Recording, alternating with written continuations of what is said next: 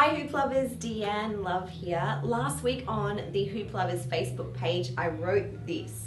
What do you want to learn? No matter how challenging or foundational, if you could learn 3 things to do with your hoop this month, what would they be? And I asked you to be as specific or as broad and abstract as you like.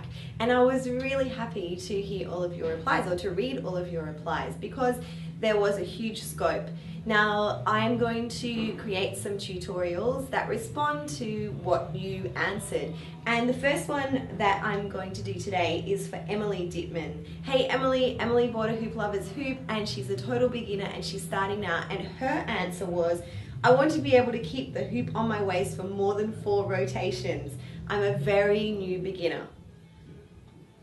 Hey Emily and all of you beginner hoopers out there, the first thing that you need to think about when you're starting to waist hoop is that you need the right size hula hoop for you. Now, generally speaking, the right size hula hoop should touch the ground and kind of come up to about your belly button. That is a good size to start with. Some people prefer a thicker, heavier weight, and others like the lightweight dance hoops. Having the wrong size hula hoop or a too small hula hoop for you is like wearing stilettos and trying to run a marathon, I guess. I mean, I could never run a marathon, and come to think of it, I can't wear stilettos either. Anyway, you need the right size hula hoop. And the next thing you need to remember is that if your body is not used to hula hooping or doing all this wild, crazy movement, then you can't expect it just to instantly want to do it.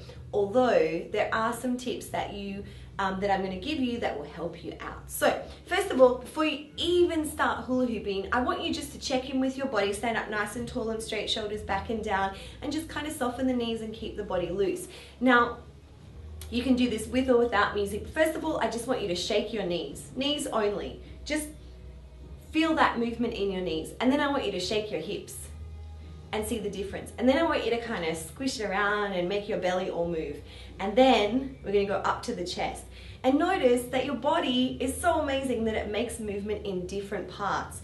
And what you need to always remember when you're hula hooping, no matter what part of the body it's on, is the movement needs to come from the same place on your body that the hula hoop is contacting. So for example, if you want to hula hoop on your waist, then you need to make that squishy, pushy, pulsy movement from your waist. If you want to hoop on your hips, then the movement needs to come from your hips, and also chest, knees, all over. And the other thing is that movement can't come from those other places. So if you're trying to hula hoop on your waist and your knees are moving and your bottom's moving and your chest is moving, then the hoop gets really confused and it doesn't know where to stay. So first of all, it's really important to check in with your posture and check in with where the movement is coming from.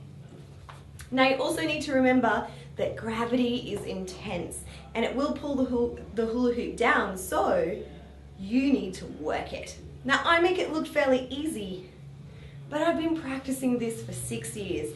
In the beginning, it was never this way. I really couldn't get the timing right, I couldn't get the push or the contact points right. So give yourself some time. So checking in with your posture, making sure that where you want to spin the hula hoop on your body is the part that's moving, giving the hoop a big flat spin in towards your belly, and you're going to push forwards and backwards, remembering not to use too much of the knee movement, the bottom movement, or the chest movement. Try and keep that belly pulsing into the hoop and also the back as well. Now you can have your feet side to side and kind of shimmy side to side, or you can have one foot in front of the other, or you might even play around with standing up nice and tall and keeping a really intense circus posture. Just see, if you put your feet together and keep your body nice and long, then you're going to really feel where it is that you have to contact the hula hoop with. Alright, so did we get that? We want to keep a really cool posture, nice and balanced, keeping our center. We want to make sure that we're standing up nice and straight and that we give the hoop a really flat but big push.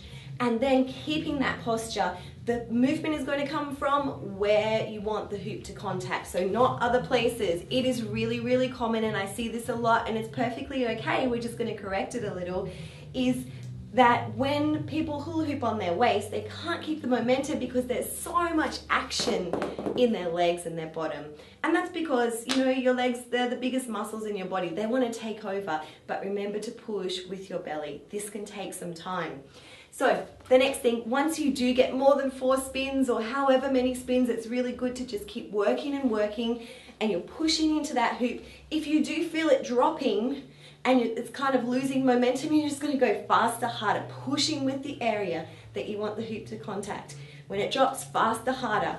And then when that starts to happen for you and you can really just connect with the part that you want to push the hoop with, you can start to make small circles, stepping around,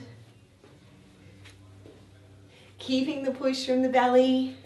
You might step out to one side and then to the center. You might kind of walk across the room. You might get really courageous and put on some music and really rock out and start to move.